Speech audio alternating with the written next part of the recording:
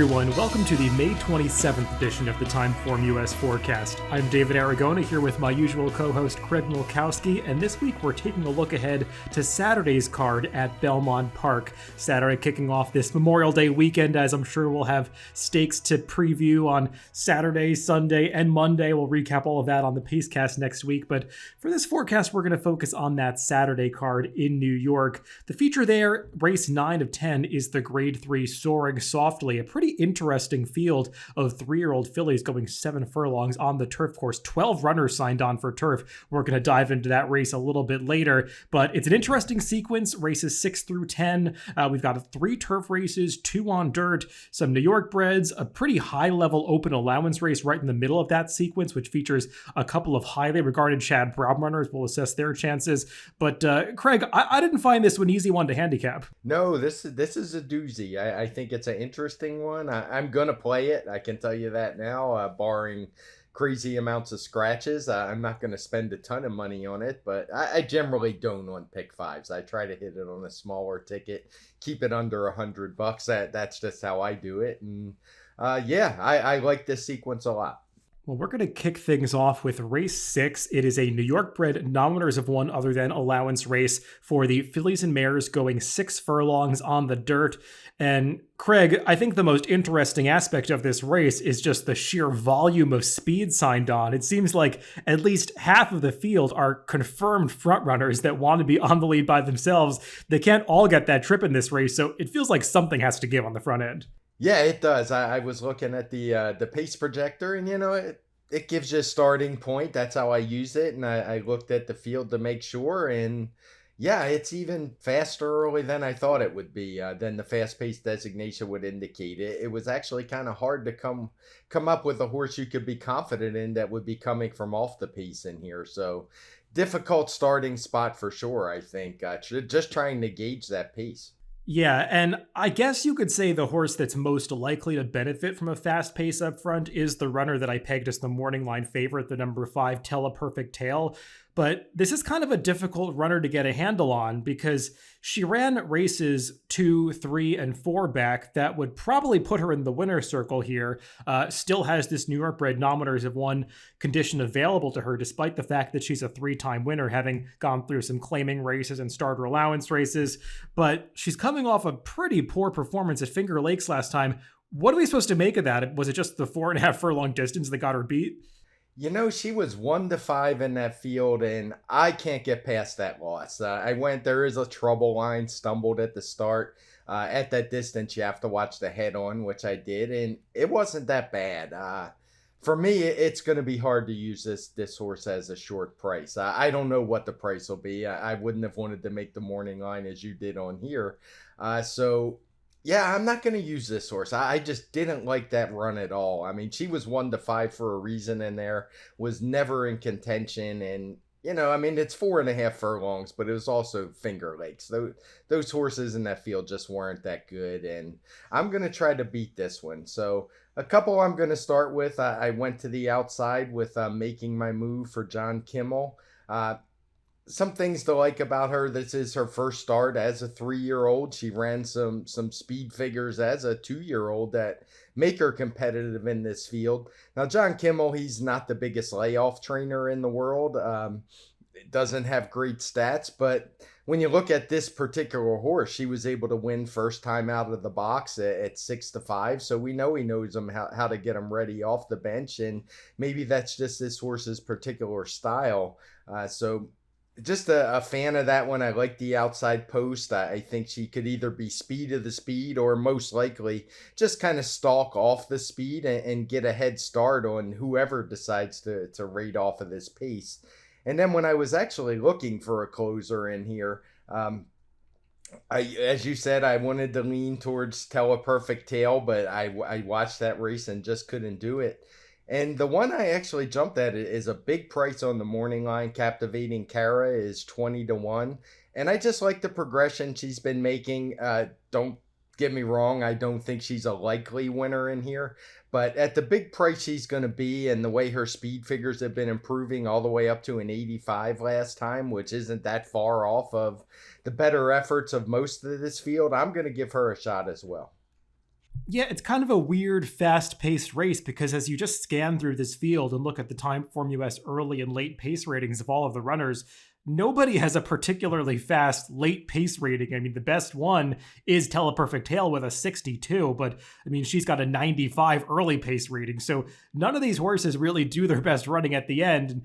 Captivating Cara, I mean, she is shown towards the back of the pack on the pace projector, and I don't disagree that she's the kind of horse that could outrun her odds in here. It's something that she's done before. She typically does not take a lot of money going out for some low profile connections, but it's not like anybody, her included, has that much of a late kick in here. So we'll see. Sometimes these races that have so much speed signed on, it's just a matter of who's able to shake loose on the front end and be the speed of the speed. If nobody wants to do a lot of passing, it's hard to figure out who that is, though. I do think that you pegged an interesting horse towards the outside in Make and My Move.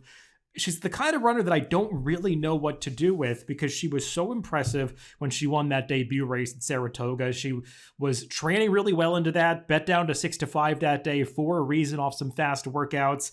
I thought she actually ran really well in her second start on the turf and the matron, so well that I actually wonder if she isn't ultimately going to be best on the turf. But then she came back last time in that Key Sense back in late November, and it's hard for me to get past that race because she was outrun to the front end by today's rival Silver Fist, never was able to get on terms with that foe, and then just really faded badly through the stretch. Something might have gone wrong. She's been off for a long time since then, but I don't know. That race just left a bad taste in my mouth, and I wonder if she's the kind of horse that was really precocious and is not going to go on. She is off a layoff here, as you were saying. Not the greatest stat for John Kimmel, so we'll see what we get from her. I did want to focus on some runners towards the outside, though. I mean, I don't think Silver Fist is impossible, though she does have plenty of other pace to contend with. But the one that I'm most interested in here, and the horse I'd make my top pick in this race, is the number 7 Ready AP. I know she looks a little bit light on the speed figures, but I would dive into each performance a little bit more because in her debut, she was off to a really awkward start, broke about a length or two behind the field, had to make up ground after that to loop everybody, and she won off impressively. That was a better performance than the low speed figure would indicate. Came back and faced males next time, was off for a long time after that.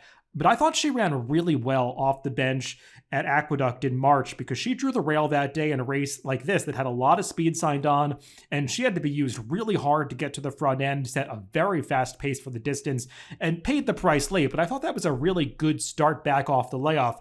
I honestly don't know why they tried the turf last time. She really doesn't have much turf pedigree, but I'm just going to draw a line through that, and I think she's getting back on the right surface, and if she's able to take a step forward off that dirt return race 2 back, I think she's logical here, and the way that she ran in her debut suggests to me that she does have the ability to stalk and pounce if they want to use that running style, and with Irad Ortiz aboard, I imagine that he will. He's one of the best rating riders in the game, so I like Ready AP here, and if she's around that 9-2 morning line, that'd be a fair price for me. Yeah, I've got no problem with her. She's the third horse that I'm going to use in here. And yeah, I don't even really think she's that late on the speed figures when you look at the field outside of Teleperfect Tail ran a big one. Has hit triple digits, but otherwise she's right there with the rest of them. Even her turf race where she faded, she went fast enough early to get a decent figure. So yeah, no problem with Ready AP. If you asked me there was one horse who was going to be speed of the speed, I would guess it would be her. Yeah, and just before we move on, I want to mention one other horse who I do not want in this race. That would be the number 3, Banker's Daughter. Something I've noticed making these morning lines and paying attention to the wagering in New York as of late is that it seems like everything that Flavien Prat gets on is getting bet down, kind of in the way that Irad Ortiz used to over the past couple of seasons. Flavien Prat, unsurprisingly, is now in that role, and this horse, Banker's Daughter, that he's riding is not one that I would want. She's got a propensity to finish second, and if you watch her last few races, she really does not finish up well, and she's had some long layoff lines in there. It feels like there are some physical issues here, so she's one that I'd want to avoid in this race if she takes any money. Yeah, I've got no problem with that. I always look at jockeys as, for the most part, they're factored into the price. So she's going to get over bet most likely. I doubt we'll even get that 6-1. And yeah, I'm not a big fan of her as well. When I do pay attention to jockeys, it's more so on the turf than in dirt, particularly in sprint races. So totally agree with you. Flavien Prat, I mean, he's a great rider, but you can only do so much. And yeah, he is getting over bet for sure. Let's move on to race 7, over to the turf course. This is another New York bred allowance race. This one for the males, though, not winners of one other than, going 1.1 miles on the inner turf course, which should be noted has that kind of awkward start on the Widener as they cross over to the inner turf course, kind of going up and down a hill. So sometimes the outside posts are not the place to be in these 1.1 turf races on the inner, something to bear in mind. There are 10 runners entered for the turf, and I would imagine this will stay on. There's a little bit of rain predicted in the forecast Friday into Saturday, but not enough that's really supposed to alter the outcome of the surface these races are scheduled for. Craig, another tough race for me to make the morning line. I didn't know exactly where the public was going to go. I did make Rally Squirrel the lukewarm 3-1 favorite. He's just run pretty well in 2 of his 3 starts since getting claimed by Mike Maker. The problem is, I feel like his good form is just totally exposed. He's gotten perfect trips in a few of his recent races, particularly last time when he was second to Saratoga Flash, a horse that you had a good opinion on when we handicapped this race on the forecast about 4 or 5 weeks ago.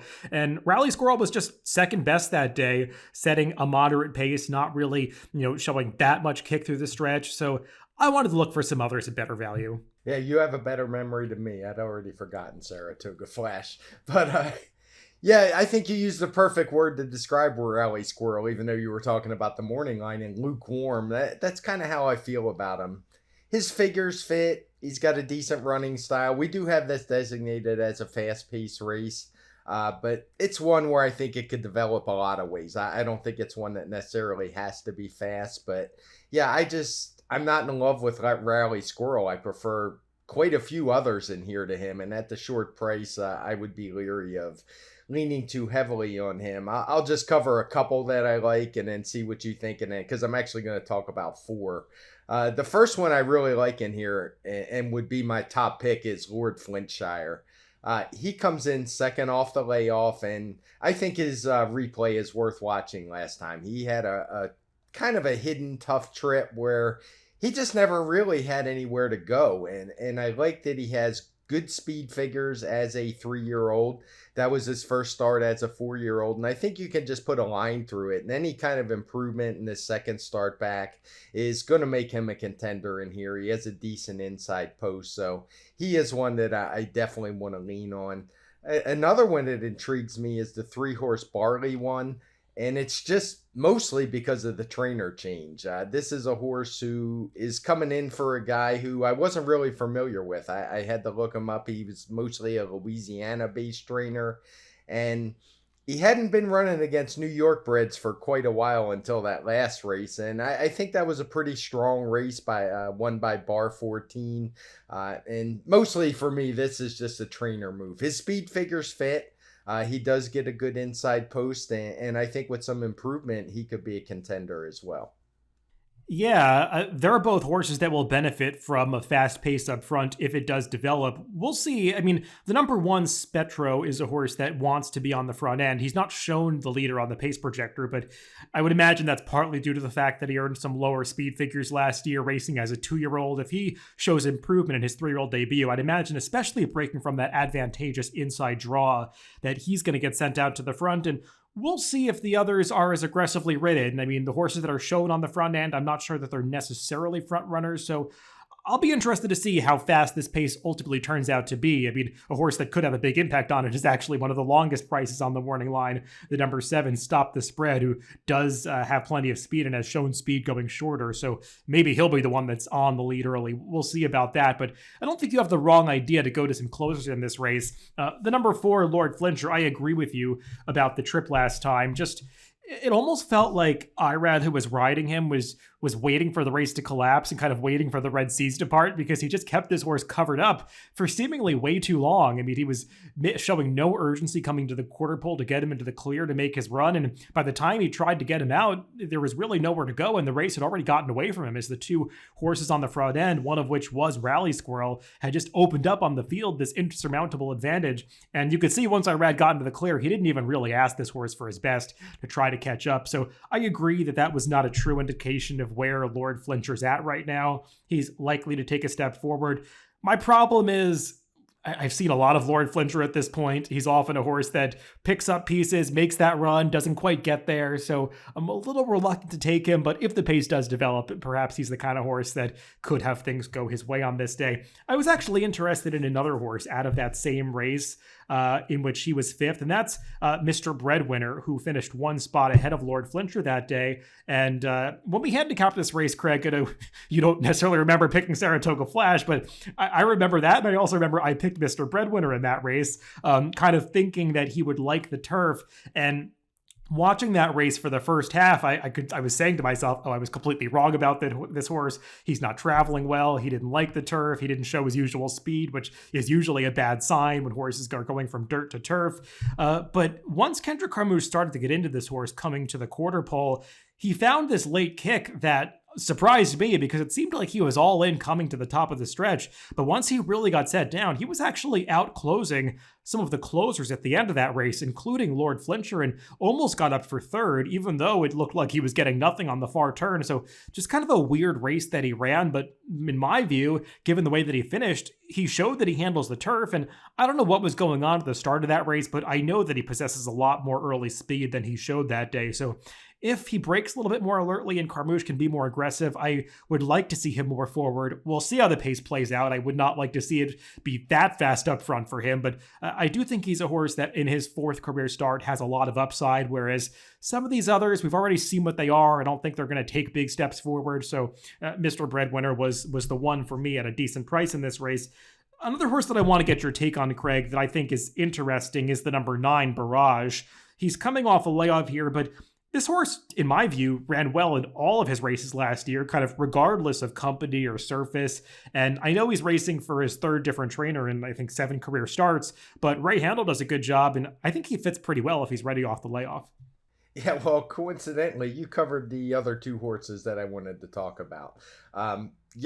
Barrage, the only negative I have for him is the post position, but he has enough early speed. He's the kind that I don't think it's a big challenge for him. He should be able to get forwardly placed from that draw and be fine. And as you say, he ran speed figures as a 3-year-old that are good enough to win this race, no doubt about it. So Barrage is definitely on the list of horses I want to use. And as far as Mr. Breadwinner, I wanted to get your take. I had maybe a little bit different take, but we came to the same conclusion that I think he's live in here. And it looked to me like he was just in the stretch really uncomfortable wanting to go through on the inside. Maybe it was the rider, maybe it was him, but it seemed like there was definitely some hesitancy. And then once the horse to his outside drifted a little bit, that's when I saw the kick and thought he was coming on. So not sure what you thought of that, but either way, he ran a speed figure that's competitive. I do think he will be more forwardly placed in here, and I think he's got a shot as well. Yeah, I kind of saw the same thing. I probably phrased it differently, but coming around the far turn, you could see this horse was going absolutely nowhere racing inside, and that's kind of what I was getting at. Like, I thought this horse was going to finish last when they were coming around the turn because he just was not passing anybody on the inside. But like you said, everybody kind of fanned out when they got into the stretch, and that's when he kicked home. So it leads me to believe he does handle the turf. We'll see how the trip works out. But yeah, if he's anywhere in that 6 to 8 to 1 range, I thought he was interesting. And kind of continuing with that theme of the prior race, the horse that I really don't want in here is the number 2 Breadman, another horse that's ridden by Flavien Prat, a horse that just seemingly always takes money. I think the public was kind of captivated by his impressive debut going back 2 years in September of 2020, but to me, he's just a horse that's never really moved forward from that race. He had a spot of trouble last time, but I think this is a tougher race than the one he was in last time. So I don't know. He was not for me in this race. Maybe he's another one that gets paced to close into, but I preferred other closers. Yeah, he was the horse I kind of used as the yardstick when I was handicapping this race. And basically because he runs the same speed figure every time out. He runs up in the high 90s. And I just found too many other horses that I thought were going to run better than him to like him in here. I don't doubt that he's going to take some money, as you have him pegged at 7 to 2, but he's not for me. And before we move on, I just want to highlight one more horse at a big price that I didn't make my top pick, but a horse that I just think you might want to include as like a C in an ABC type wager. That's the number 10, the Man to See.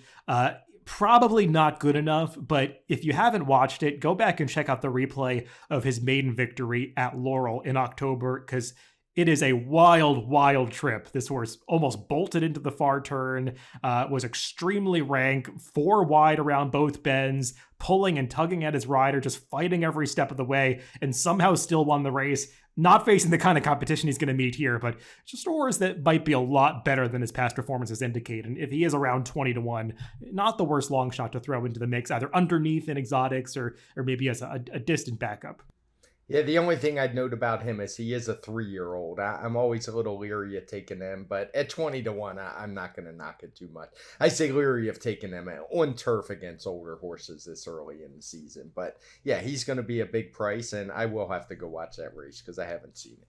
Let's move on to race 8. This is an optional claiming 62,500 nominators or two other than the allowance condition, going a mile on the main track. And Craig, Chad Brown's got a pretty strong hand in this race, sending out 2 of the horses that are likely to take the bulk of the play in the number 2 Highly Motivated and the number 9 Stage Raider. Both of these horses come in with sizable reputations. I mean, Highly Motivated was a close second to Essential Quality in the Bluegrass last year, went on to race in the Kentucky Derby. And Stage Raider, he's the younger half-brother to Justify, so he's always been highly thought of. Hasn't necessarily run to that hype as of yet, but he's shown some flashes of potential on occasion. Seems like they're the 2 horses to beat in this race. Yeah, I went through this field, obviously realizing that they would be the 2 and the 2 lowest on the morning line. Trying to come up with a horse to beat them. I tried to make cases for everybody, and in the end, I just decided that I'm going to live and die with Chad Brown in this pick 5. If one of his 2 doesn't win, I'm probably going to be out. There's not a whole lot to talk about both of them. I just think Highly Motivated, if you watch his last race from Keeneland, Chad Brown usually sends him out ready to go. That looked like a prep to me. The horse just was never really involved early. He was really running late. He made up a lot of ground in the stretch, and it just seemed like it was a spot to kick off his year and get him going. The 7 furlongs they didn't seem very interested to me. So I have no knocks on him. And as you say, I mean, he not only ran in the Kentucky Derby, he was only 10-1 in that big field of, I think it was 19 that year. He nearly won the Bluegrass against Essential Quality, only beating the next. So he's obviously got a lot of ability. And the same goes for Stage Raider. He ran a nice speed figure last time, actually better than Highly Motivated did, but although I said I think that one's a prep, but I like the outside post in this 1-turn mile. It's the horse who beat him, Buck Moon, has already come back to run a good third, matched his speed figure in one of those really big money allowance races at Keeneland, and that's a race that's proven to be strong as well. So for me, I just couldn't come up with enough to want to try to beat these 2. And you got to go, watch the price somewhere. For me, this race is going to be it. Yeah, I tried to split them a little bit. I am much more bullish on Highly Motivated than I am Stage Raider. I completely agree with what you said about Highly Motivated's last race. It just seemed like he wasn't really sharp enough to go at that pace, outrun a little bit more than you would have expected down the backstretch, but he was motoring at the end. I wonder if it was the kickback a little bit that got to him in the early stages of the race, because Flavien Prat started to ask him pretty early on the far turn. I think he just wound up getting a lot farther back than they expected. But stretching back out to the mile, I think that is ultimately going to be his best distance. So I expect some improvement here. And as you were saying, he showed a lot of ability last year. He was a really good 3-year-old. And I guess horses like this don't necessarily have to step forward as they get older. But even if he gets back to his best races as a 3-year-old, I think he's going to be pretty tough for this field. I was a little bit more negative on Stage Raider if he is going to be a short price, and I would imagine he will be with Chad Brown and Irad Ortiz in his corner. I don't know. It's interesting to me that this horse's 2 races at Keeneland are so dichotomous to his 3 other performances. I don't know if you make anything of that. Maybe he's just a horse for course that really loves Keeneland. Also, watching his last race, I agree that Buck Moon, who was, I think, 12-1 that day, is turning out to be a good horse on the dirt. He came back and validated that effort. But watching that allowance race, it was just a total merry-go-round affair. Nobody changed position. It wasn't a slow pace, but it was definitely on the moderate side. You could see that rising pace figure line. And that's notable to me for a dirt route where a horse just kind of ran around the track in second, chasing a leader. leader. I think he got the right trip that day and arguably was supposed to run down the leader, just couldn't quite do it in the late stages. I don't know. His big speed figure as a 3-year-old came over a sloppy track, beat a good horse in Harvard that day, but it seemed like Stage Raider really relished the going. Hasn't looked the same since then, at least to me. So I was a little bit negative on him and was much more confident and highly motivated. As for the others here, if I was going to split those two, the horses that I would put between them, one of them is pretty logical, the number 5-2 Boss, who just has been improving lately for Todd Pletcher. Faced a really good horse in Vindictive last time and actually tried to stick with that rival late. Both of those coming out of the Todd Pletcher barn. Vindictive was the much more highly regarded of the two, but I thought the 2 Boss ran well to chase him home for second, finishing well ahead of the Reds, who's also in here and came back to run well second off the layoff. But I don't mind the turn back to the 1-turn mile for 2 Boss, and just wonder if he's a horse that's doing well right now for Todd Pletcher. And the other horse that I would just use defensively as a backup, well, defensively is the wrong word because he's a price, but that I would use as a backup and maybe underneath in some exotic wagers is the number 4, Market Alert. Not sure that he's good enough to win the race, but just a horse that never takes any money, but is deceptively in very good form right now. I think he's run really well since stretching out to these route distances in his last couple of races, especially last time when he got involved in an early pace that was fairly honest along with Sibelius, put that rival away, got run down late, but I thought he held on pretty well for third, and I'm not exactly sure how fast this pace is going to turn out to be, and I think he could set a pretty good stalking trip. So Market Alert, just the kind of horse that I think could sneak in there for second or third at a big price. Mostly would want to use him underneath highly motivated. Yeah, we didn't really talk about the pace in this race. I do think it's interesting, and it could be a totally different race if Sibelius, for some reason, doesn't scratch. And you almost have to wonder what he's doing in this race because he's a sprinter. Every time he tries to go further, it doesn't really turn out very well. So I'm a little bit curious why he's in this spot. But otherwise, he's going to set a solid pace. But if he came out for some reason, I think it would really throw this race in turmoil on the front end. Yeah, he's kind of the key to the race because he basically committed to going to the front from the inside. I don't think that's necessarily going to work against either of the Chad Brown runners. They both are not exactly slow in the early going, and I think we'll see a highly motivated, a lot more engaged early in this race than he was last time, provided that he breaks. But I agree with you about that horse. He's likely to be a presence early, not sure about late. But Craig, I'm kind of on the same page with you about not wanting to pick against Chad Brown in this race. I think I posted some stats on Twitter for Chad Brown in New York on dirt so far this year. He's got some crazy ROI, like upwards of 270 with all of his dirt starters at NYRA since the beginning of January 2022. It's just kind of an insane stat for a trainer that is as high profile and takes as much money as Chad Brown does. He's just winning at a terrifying rate right now, so you don't want to take too big of a stand against him. Let's move on to the stakes portion of this. But David, he's a turf trainer. No. I know that is the reputation, though.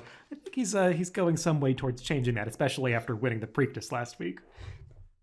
Let's move on to the stakes portion of this pick 5, the Grade 3 Soaring Softly. 7 furlongs on the grass course for the 3-year-old fillies. 12 runners signed on for the turf. And Craig, before we get to the main contenders, I want to first get your take on the pace because 12-horse field, I think you'd expect to see a fast pace flag. It's not showing up. No pace flag for this race. And when I look through the field, there really is not that much speed signed on. And how fast the pace is kind of depends on whether or not the number 4, Wish You Well, who looks like the clear speed, handles the turf.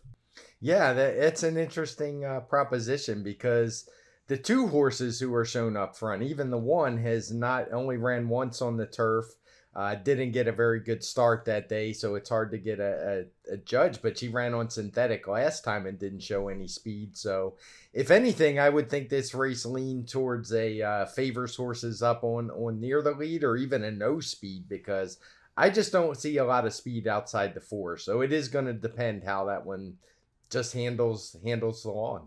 Yeah, and we'll see how it affects some of the main players in this race. I don't know that it's going to be that detrimental for the number 8 Haughty, who, again, hails from that very dangerous Chad Brown stable. Flavian Pratt riding this filly, and I guess you do have to consider her the horse to beat just based on how well she ran last year in all three of her starts. Probably should have been left up when she won that first race and it was taken away from her via disqualification because she was just so much the best that day. But she came back and beat a field at Keeneland at odds on and then ran that bang-up race in the Breeders' Cup Juvenile Fillies Turf last year. She was wide around both turns, was right there with Pizza Bianca at the end. I mean, it's really hard to fault her form from last year. No, yeah, there's no real knocks on her whatsoever. She did very little wrong. She ran great in the Breeders' Cup. It wasn't the fastest Breeders' Cup race I'd ever see, which is why I am going to use some others in here, but I have no knocks on Haughty. She's Chad Brown, red hot. I mean, there's not much you can do. You'd be silly not to use this horse on your ticket, regardless of price, if you want to get through the sequence, because she's got a good chance to win. Some others I would talk about are the horse right to her outside. Another pretty obvious one for Christophe Clement in Dairy Nane. I really liked her race. She's done very little wrong in her career, too. She's run well. I particularly liked her race at Keeneland last time, the 5.5 furlong stake. And what was notable to me in there was the Limestone Stakes. Is she's a horse who there was not a lot of pace in there. You can see the ascending pace figures. We have them coded in blue. She was pretty far back and she was flying late. So it would be hard not to think that she has a decent chance in here. Getting an extra furlong and a half in here, I guess maybe you could wonder if she is strictly one that likes to go much shorter, but I don't get that impression at all looking at her running lines. I think the 7 should be right up her alley. But a couple others that I did want to take a look at as well. I don't want to just hand the race to the two favorites. Christophe Clement also has a shipper coming in from France and England. I imagine it's from England, but she had run at France last time out. The time form ratings are okay, but Christophe Clement does really well with these kind of horses. So I don't want to totally dismiss this one. And another one similar to Dairy Nane, who I think has just been running too short, would be the 3-horse Lost My Sock, who's a much bigger price, but she's run good speed figures. She got a 101 last time in that same race at Keeneland, the Limestone Stakes, and she just seems like another one that 7 furlongs is going to be right up her alley. She's running better speed figures every time, and just seems like with the two bigger names and bigger reputations in here, those two could get lost in the shuffle. So this is one I'm going to spread a little bit. No, I think you make some good points about a few runners in here. And I agree that you don't want to just totally stick to the favorites in this race, because when you've got a large field like this with a lot of runners that have ability, but maybe are not hailing from the top barns or don't have the reputations coming in like Haughty and Dairy Nane do, there are some horses that could get lost in the shuffle here and might go off at value prices on the tote board. So you want to pay attention to that stuff and try to get ahead of it a little bit when you're playing a sequence like the Pick 5 and upgrade those horses that you think are going to be fair prices. And you highlighted two interesting ones in the number 2, Breeze Easy, and the number 3, Lost My Sock. I completely agree with you about that European import, Breeze Easy, Craig. I know that she comes in with some lower time form ratings, but she faced some decent horses last year, and she sold for a lot of money at the end of her 2021 campaign. She sold in December at a Horses of Racing Age sale for the American equivalent of $349,000. I'm assuming bought by these current connections who will now campaign her for Christophe Clement. So says to me that she's a horse that they had some expectations for when she finished up racing last year as a 2-year-old. And she's the kind that is going to need some pace, because if you watch some of her running lines and some of her races from overseas, she really does come from towards the back of the pack, wants to make that late push. So we'll see if the pace does set up for her in this spot. But any rain that's predicted on Friday into Saturday could work in her favor, because she is one that has relished softer going overseas. You know, it's funny, Craig. I'm glad you pointed out Lost My Sock, because she's the kind of horse that makes me, more so than want to take a look at her, she makes me question Dairy Nane a little bit, because when I go back and watch that Limestone Stakes, Dairy Nane made this big late close into a slow pace. On paper, it looks really impressive, and you go back and watch it and you're just fixated on Dairy Nane, and you see her passing all these horses quickly across the wire. Visually impressive performance, but then I kind of take a broader view of the entire field, and if you watch everybody on that race, the entire field was kind of coming together like an accordion as they came to the wire. I know it was a slow-paced race, but the leaders kind of hit the wall at the 5 furlong mark, coming to the final 16th of a mile. So I feel like the late close was a little bit exaggerated, and you kind of see that with Lost My Sock. I mean, she was hard ridden to the 8th pole. It seemed like she was going absolutely nowhere, and then she just kind of got sucked into the race at the very end as the entire field came together. So I don't know what to do with her. Maybe the added distance helps. I am a little bit concerned about the added distance for Derrynane, just kind of remembering her dam, Port McGee, and looking up her past performances. Port McGee was another very good turf sprinter for Christophe Clement, but she really did not want to go a step beyond 6 furlongs. She had serious distance limitations, and I just worry a little bit about the way Derrynane runs with that turn of foot, that maybe more distance is not going to be her friend. We'll see how that plays out, but of the two favorites, I did prefer Haughty a little bit. Oh, Greg, a horse I want to get your take on that I think is going to take some money in this race is the runner all the way on the outside, Shardy Party, for Wesley Ward. I mean, people who haven't seen her debut, I advise you go back and watch it, because she was way, way back at the top of the stretch at Keeneland, going that 5.5 furlong distance, made a big run to get up that day, but I did think she got a pretty good setup on the front end to do it. Yeah, I was a little torn on what to do with her, and at the end of the day, the speed figure was just a little bit late. She could improve, and you toss Wesley Ward in a turf sprint at your own peril, I guess. But that's going to be a tough post from out there, going just this 7 furlong distance. I don't think she's going to get much pace, as we talked about. It's hard to really cast in stone a horse's running style after one start, but it's not like she had trouble early. She was just kind of slow out of the gate. Took a little while to get going. She was flying when she did get there, but I just worry that she's going to have a little bit too much to do, and I think she's going to get bet as well. Yeah, Craig, I've got an idea on a price horse in here, and you could tell me if I'm crazy or not. The number 10 Sail By, I think, is a very interesting horse in this race as she turns back in distance for a couple of reasons.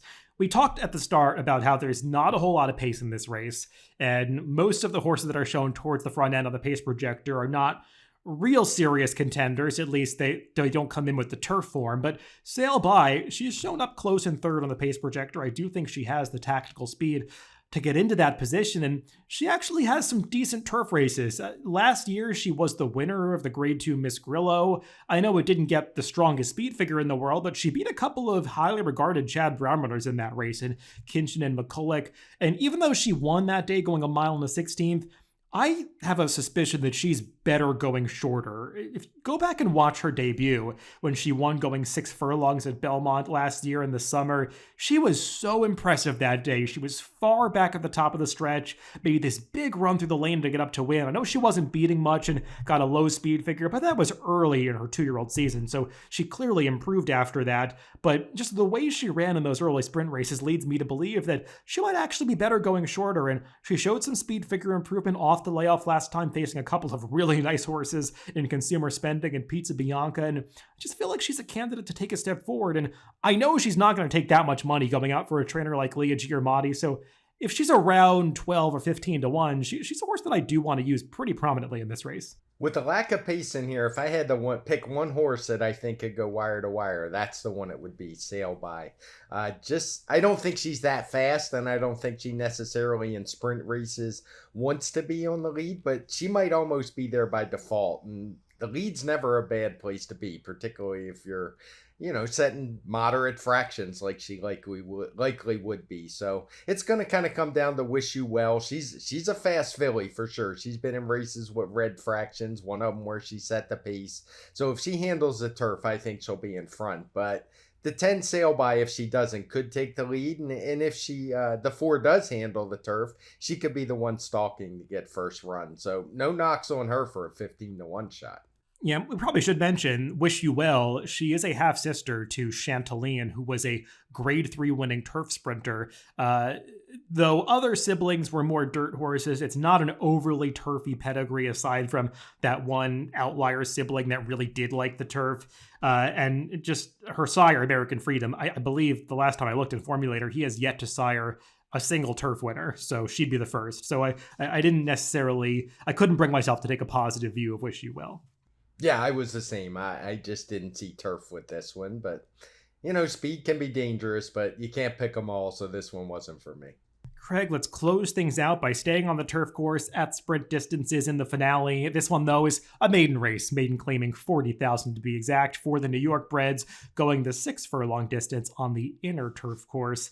And another pretty wide open race, though we do have a runner in here, which you don't often see in maiden races, that has already crossed the wire first. That's the number 8 Sharp Sensation, who did technically win first time out, but got that taken away from him by a disqualification as he did drift out through the stretch, interfering with the runner-up. I guess he makes sense in this race, but I thought he was coming out of kind of a weak spot at Aqueduct and might be encountering a tougher field here. Yeah, I'm not using that win. I'm not saying he can't win. He obviously can, but I thought he had an absolutely dream trip last time. He sat behind a couple. It was a strung out field. He was sitting comfortably back in third. Looked like he should have won that race easy, and he probably wouldn't have finished first if not for the foul. So it was one I had no problem with the DQ. The speed figure was nothing great in here, so I'm going to try to beat him. And in races like this, I don't like to go particularly deep. So I actually found a couple horses that I do like. I mean, I will go deep if I have to, but there's a couple that I think look pretty good in here and are really solid contenders. So one of them is Tonalistic. He would definitely be my top choice in here. He was a horse who tried turf first time last time, took some money, and when you watch the break, he was pretty much eliminated. He dropped way back to the back of the pack, and I really liked that this horse didn't give up. He was closing good through the lane. His speed figure of 78 is actually only like 9 points below the horse we were talking about, a Sharp Sensation. So I give him a really big shot in here with any kind of break. And then the other horse that I like is Two Down. He was a horse who he's second time out for Tom Morley. He was in a race where there just wasn't a lot of pace. And when I watched the replay, I really liked what I saw from him. He just kind of tipped to the outside about midway on the turn and just made this long, sustained, uncovered run all the way, was beaten less than a length in third. And I just think with any kind of improvement, I would much rather both of those two horses than Sharp Sensation. So my fates are going to rest with those two for the most part. Yeah, like you, I wanted to focus on two horses that I could beat Sharp Sensation with, and one of them is the same. We both agree on Two Down. I made him my top pick in this race, and I have very little to add. He closed into that slow pace. I thought that he was really motoring at the end of that race. I looked up the closing fractions in Trackus, and Trackus caught him coming home the final quarter in 22 and 4/5 seconds, which is pretty strong for this level at least, and you could see it in his pace figure line in TimeformUS, just that rising pattern that suggests the horse really ran well into a slow pace. So I like Two Down quite a bit, and he'd be my pick in this race. The other horse that I would want to use is the number 10 Martinez. This is a horse that has run some big speed figures on the turf in the past. Actually, I think he's got the highest turf speed figures in this field, and they came against Maiden Special Weight Company all when he was competing in Shug McGahey's barn, going back to the 2020 and 2021 seasons. Clearly, he's had some things that have kept him off the racetrack recently, but I'm not going to put too much stock in his dirt race last time when he lost at 1-2. Dirt is just not his preferred surface. He's getting back on turf here. People might not be familiar with the trainer who claimed him, Joseph Brocklebank. That he's just an interim trainer who is subbing in for Mike Maselli, who is serving a 30-day suspension right now. But Mike Maselli is an excellent claiming trainer, small stable, but good off the claim. So I wouldn't put too much stock in the fact that there's a different name showing up in the PPs. I think Martinez is very dangerous in this spot, and he's got Joel Rosario aboard. So those are the two that I like the best. As for that horse you mentioned, Tonalistic, Craig, I would like him a lot if they were stretching him out, because watching this horse run, I really think he wants more ground. He's bitonalist. He's got stamina on the bottom side of his pedigree, and just the way he ran last time, lacking any early speed after that slow break, I feel like he wants to go longer. He's going 6 furlongs again. With a better break, he's probably going to fare a little bit better. I just kind of had this idea about him watching him last time that I really wanted to see him go longer, and they're not stretching out yet, so we'll see about that. But yeah, I don't disagree with you that Sharp Sensation had everything go his way, and if he goes off as the favorite in this race, I think it's worth taking some shots to try to beat him. Yeah, and the third horse I would use was going to be Martinez for the reasons that you stated. I was going to ask you who Joseph Brocklebank was because I didn't know, and especially being a first claim, it was kind of hard to tell what barn he was coming out of. So that makes me feel a little bit better about that horse, and one I would definitely use.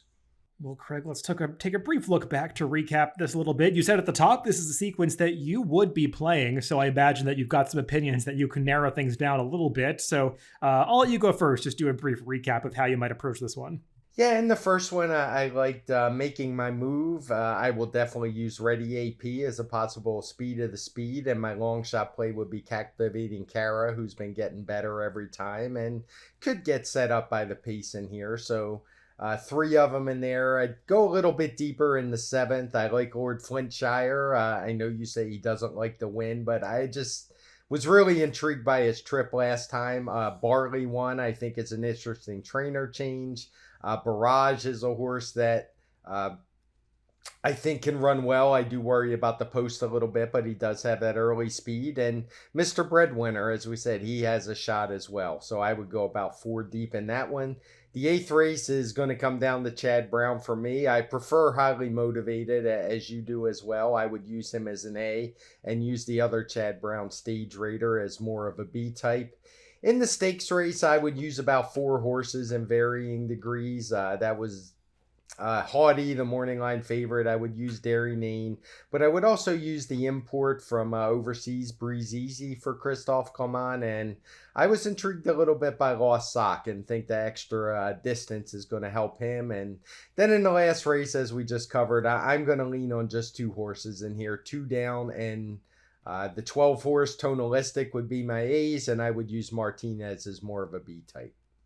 Yeah, we agree in some places, a little bit different in others, and I'll kind of put this into DRF Ticketmaker as I talk about it, so I can say at the end how expensive this turns out to be. In race 6, I like Ready AP the best. I actually, when I made my picks for the daily racing form for this race, I made her my best bet on this Saturday card. I think this is a good spot for her. I would use Tell a Perfect Tale, that morning line favorite, as a B. I think that she makes plenty of sense in this race. I just preferred some others. Ready AP in particular, and Silver Fist and Making My Move would be more B or C types, probably a C with the former, B with the latter. Race 7, I liked Mr. Breadwinner and Barrage the most. I would make both of them A's in this race. And then I'd want some C horses like Lord Flincher, maybe Rally Squirrel if the ticket gets too expensive. And that number 10 horse, the Man to See, who I mentioned was an interesting long shot. He's the kind of horse that I think you would want to throw in as a C at a big price. Race 8, my only A would be Highly Motivated. My B would be Two Boss. And then as C's, I would use Market Alert, that long shot that I like a little bit, and Stage Raider. Just trying to split up those Chad Brown horses and really emphasize Highly Motivated more so than Stage Raider. In race 9, I would use Sail By as an A. I think she's an interesting long shot that I do want to upgrade in this sequence. Along with Haughty, they'd be the two A's for me. Dairy Nane, I could use as a B, along with Breeze Easy, the other Clement runner. And then potentially some C's if the ticket allows for it. But that is a race where I do want to go a little bit thinly because I think I'm taking a shot with the price, but I do think the favorites are fairly strong in there. So I don't want to go too expansive. And then we'll close things out with just 1A, the number 6, 2 down, 1B in Martinez, and then a few C's thrown in there like Sharp Sensation, that favorite, and the number 12, the Craig like Tonalistic. So as I put that in Ticketmaker, if I just play all of those for 50 cents, the ticket's only $43. So from there, you could emphasize your A ticket or your A with 1B ticket a little more if you want to. But I think that's a good way to play, to try to really hammer home your strongest opinions in this type of sequence where you feel like you could play it for a smaller amount. Yeah, it's as I mentioned, I'm not a guy who's going to spend a ton trying to hit the pick fives. I've just started playing them since we've started doing this show. I haven't hit many, but I've hit a couple, and I'm well ahead doing it that way. So I'm not one that's looking to dive in and spend $200 and $300 a ticket. I'm still mostly a vertical player, but I do think you can find some value in these pick fives. You just have to be able to stomach losing a lot more than you win. Yeah, and I've seen some people have mixed reactions to using that ABC method that was popularized by Steve Christ. And what I would say to that is you have to use it in a way that works for you. If all of your A's are favorites and all of your C's are long shots, that's probably not the best strategy because that's the same way that a lot of other people are going to play. And when to make money in these sequences, you kind of want to buck the trend a little bit and find the value. So I think it is advisable when you're using the ABC method to try to get some prices in as A's, if they're third or fourth choices, or even if they're like a 15-1 shot, like I liked in the stakes race. If you get those horses home as A's with some of your other strong opinions, it's really going to make you set. You don't have to use long shots in every single leg as an A, but you have to pick your spots with them. And I think the ABC method allows you to do that while playing a total number of tickets for a lesser amount than you would if you just use them all in a caveman type of play. Yeah, I think that's a very good point. So looking forward to this weekend of racing. I'm actually going to get out to see some live racing at Lone Star Park on Monday. Any plans for you to head to Belmont or anything? I was talking about going on Monday, Memorial Day. I'll see about that. They're running their New York bred card that day, a bunch of New York bred stakes races. I went out for it last year, so I'll see if I get there. But if not, I'll definitely get there on Belmont Stakes Day in a couple of weeks. So we'll see about that. But it's supposed to be nice weather this weekend, so I'll try to get out on Memorial Day. Very nice. All right, Craig. Well, thanks as always. And thanks to you for listening. Remember, you can always catch these podcasts on DRF.com, Spotify, Apple Podcasts, and YouTube, wherever you get your podcasts. Just make sure to subscribe to the Daily Racing Form channel. Again, thanks for listening this week, and make sure to catch that TimeformUS Pacecast when we recap all of these Memorial Day stakes races next Tuesday.